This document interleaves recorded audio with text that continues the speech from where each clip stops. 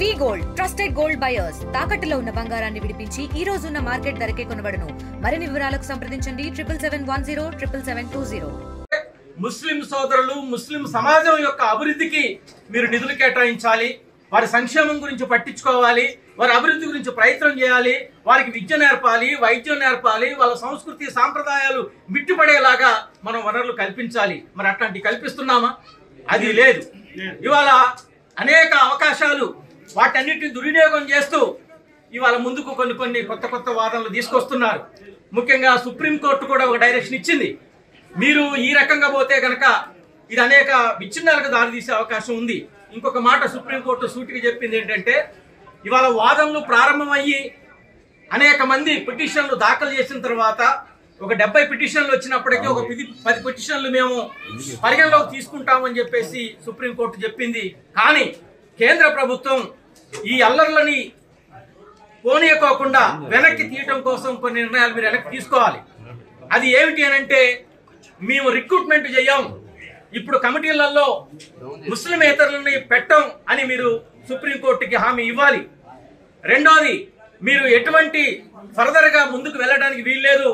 ఈ ఆస్తులని జప్తు చేయటానికో లేదు విచారణ చేయటానికో కలెక్టర్తో కూడినటువంటి కమిటీని వేస్తా ఉన్నారు, అది కూడా వేయటానికి వీల్లేదు. అట్లాగనే ఈ ఆస్తులు డాక్యుమెంటేషన్ దానికోసం ఏర్పాటు చేయబడ్డటువంటి వాటిని కూడా నిలుపుదల చేయాలి. ఇది మీకు ఆమోదమా కాదా చెప్పండి అని అంటే అప్పుడు కేంద్ర ప్రభుత్వం నుండి హాజరైనటువంటి భద్రతా డివిజన్ నుంచి అనేక మంది ముస్లింలు ముస్లిమేతరులు బీజేపీ మినహా అన్ని పార్టీ నాయకులు కూడా మరి మా సంఘీభావ ర్యాలీకి మద్దతు ఇవ్వడం జరిగింది. ముఖ్యంగా భారత రాజ్యాంగాన్ని తూట్లుపరిచే విధంగా ఆ రోజు స్వతంత్రం రాకముందు స్వతంత్ర టైంలో బీజేపీ గవర్నమెంట్ లేదు, బీజేపీ పార్టీ లేదు. ఆ రోజు ఉన్నది ఒక ఏకైక పార్టీ కాంగ్రెస్. దాదాపుగా స్వతంత్రం కోసం ఈ భారతదేశంలో 4,32,000 మంది ముస్లింలు ప్రాణత్యాగం చేశారు. ఇవాళ ఒక్కళ్ళో ఇద్దరు పేర్లు అక్కడ కనపడతాయి తప్ప ఆ రోజు 1200 సంవత్సరాలు ఈ దేశాన్ని పరిపాలించిన ముస్లింలు అన్ని పట్టాల్లో ముస్లింసే ఉన్నారు. కాబట్టి ఈ దేశం కోసం ఈ దేశం స్వతంత్ర సమయంలో లక్షల మంది ముస్లింలు ఈ దేశానికి ప్రాణత్యాగం చేశారు. ఈ దేశం మాదే, హిందూ ముస్లిం బాయిగా ఉంటున్నాం కాబట్టి ఈ భారతదేశంలో మాకు భాగం మేమేమో ఉన్నాం. అది ఎవరు దీన్ని కూలగట్టడానికి లేదు. మోడీ గారు అనేక చట్టాలు మతాల పేరు మీద అనేక చట్టాలు తీసుకొచ్చి మా నెత్తున రుద్దే మమ్మల్ని కులాల పరంగా విడిగొట్టే విధంగా మోడీ ప్రభుత్వం చూస్తుంది.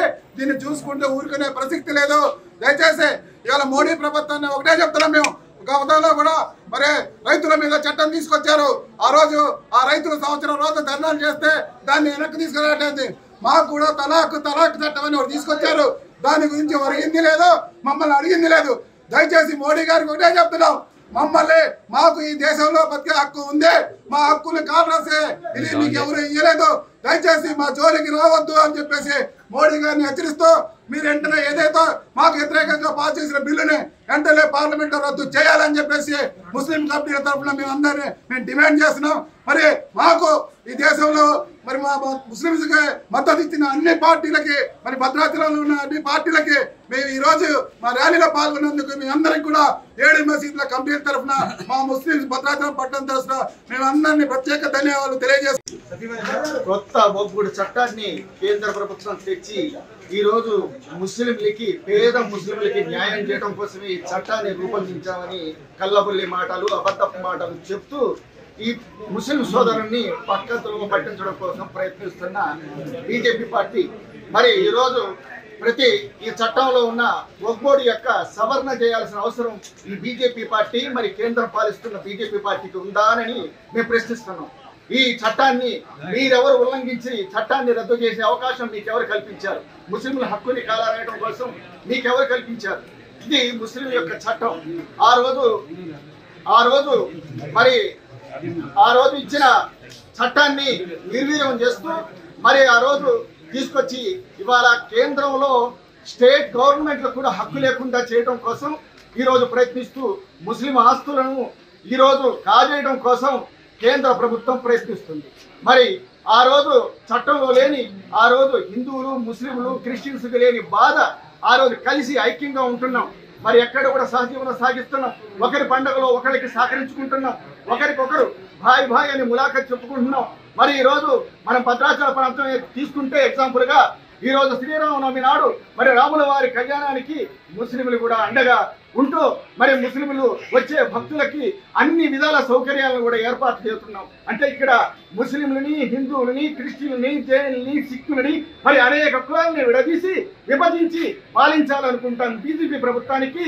ఈ వక్ఫ్ బోర్డు చట్టాన్ని ద్వారా రేపు రాబోయే కాలంలో అన్ని కులాలని, మతాలని వేరు చేసి పాలించాలన్న విజ్ఞత చూపిస్తుంది. కనుక ఈరోజు చేస్తున్న ప్రయత్నం ఇది. అయితే సవరణ చేయడం 1995లో ఒక బిల్లు ప్రవేశపెట్టారు. 107వ సెక్షన్ జీవోని ఆ రోజు చేయడం జరిగింది. పొందుపరుచుంది. మతం అనేది వ్యక్తిగతం, మతం అనేది వాళ్ళ వ్యక్తిగత ఇష్టం. ఎవరికి నచ్చిన మతంలో వాళ్ళు ఉండొచ్చని బిఆర్ అంబేద్కర్ రాసినటువంటి రాజ్యాంగంలోనే పొందుపరిచారు. ఎవరికి నచ్చిన మతం వాళ్ళు ఉండొచ్చు, ఎవరికి నచ్చిన ఆచారాలు వాళ్ళు పాటించవచ్చు. ఇది లౌకిక దేశం, భిన్నత్వంలో ఏకత్వం కలిగిన భారతదేశం. కానీ ఆ భిన్నత్వంలో ఏకత్వాన్ని వాళ్ళ భిన్నత్వంగా మార్చేటువంటి కుట్ర ఈ బీజేపీ ప్రభుత్వం చేస్తూ ఉంది.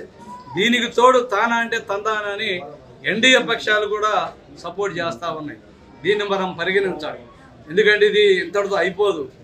మోడీ గారు ఆయనకు ఒక లక్ష్యం ఉంది. ఈ భారతదేశాన్ని హిందూ దేశంగా ప్రకటించాలనే లక్ష్యంతో పనిచేస్తున్నాడు.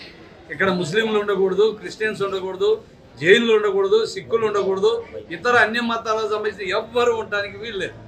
అంతా హిందుత్వం అని చెప్తారు. వాస్తవంగా చూస్తే అసలు మోడీ గారే హిందువు గారు. ఎందుకంటే వీళ్ళంతా ఆఫ్ఘనిస్తాన్ నుంచి వలస వచ్చినటువంటి వాళ్ళు. అసలు ఒరిజినల్ భారతదేశం కాదు ఇది. దక్షిణ భారతదేశం అనేది ఒరిజినల్ భారతీయులు. కానీ వీళ్ళందరినీ విడదీసి రాష్ట్రాలుగా, అందుకని ఇవాళ దక్షిణ భారతదేశంలో బాగా వ్యతిరేకత కలుగుతూ ఉంది ఇవాళ. ఎందుకంటే విభజించి పాలించనే సూత్రంతో మోడీ గారు చేస్తారు. కాబట్టి ఇవాళ తమిళనాడులో స్టాలిన్ కావచ్చు, కేరళలో విజయన్ కావచ్చు, లేదంటే మన పక్కన ఉన్న కర్ణాటకలో దేవరాలు కాంగ్రెస్ వాళ్ళు కావచ్చు, అందరూ కూడా ఇవాళ ఇక్కడ ఉన్నటువంటి ఈ రాష్ట్ర ప్రభుత్వం కావచ్చు. ఎందుకని మనం ఎంతో ఐక్యంగా ఉంటాం. హైదరాబాద్ సిటీ ఉంది, మెజారిటీగా ముస్లిమ్స్ ఉంటారు, అందరూ కలిసిమెలిసి ఉంటున్నారు. మత ఘర్షణలు ఒకప్పుడు ఉండే, ఇప్పుడు లేవు. ప్రశాంతంగా జీవితం గడుపుతున్నాం. ఈ ప్రశాంతంగా ఉన్న జీవితాన్ని ఒక పక్క పవన్ కళ్యాణ్ గారు సనాతన ధర్మం అని, లేదా ఇంకో పక్క ఏమో ఇదేదో మైనార్టీలకు వక్ఫ్ బిల్లు. అసలు ఎవరండి వక్ఫ్ బిల్లు అంటే ఏంటి? ఎప్పటి నుంచో ఉంది. ఇందా మా మచ్చ గారు చెప్పాడు.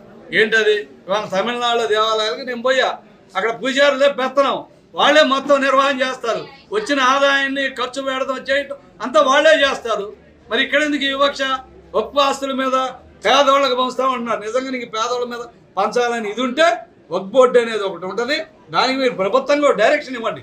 అయ్యా మీలో పేదవాళ్ళు చాలా మంది ఉన్నారు, ఈ వక్ఫ్ ఆస్తులు చాలా ఉన్నాయి, కాబట్టి మీరు కూడా కొంత వాస్తవంగా ముస్లిమ్స్లోనే ఒక సిస్టమ్ ఉంది. వాళ్ళు సంపాదించిన ప్రతి రూపాయలో కొంత దానం చేయాలని సిస్టమ్ మైనార్టీల్లో ఉంది.